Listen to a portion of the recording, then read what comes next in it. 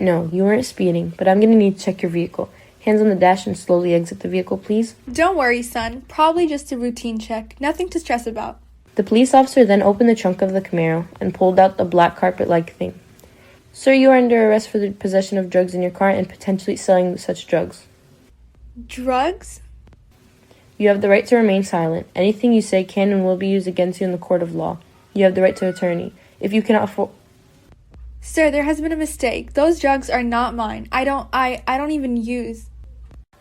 Don't take my pops away, please. He did nothing wrong. My pops is a good man. Do not worry, kiddo. I'll be back soon. This is just a misunderstanding. They must have me mistaken for someone else. Bob was so confused. Shaking and sweating, he was wondering how drugs got placed in his car.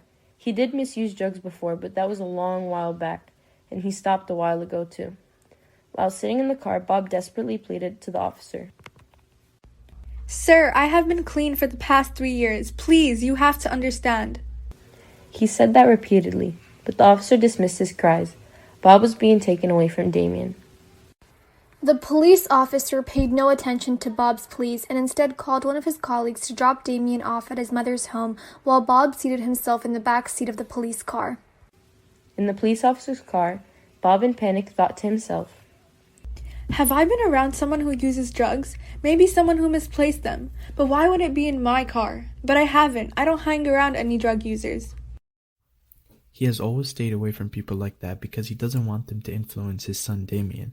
It wasn't long before word got out to Bob's family that he had been smuggling drugs in his car and that he was now arrested. Bob's family knew that there must have been something wrong.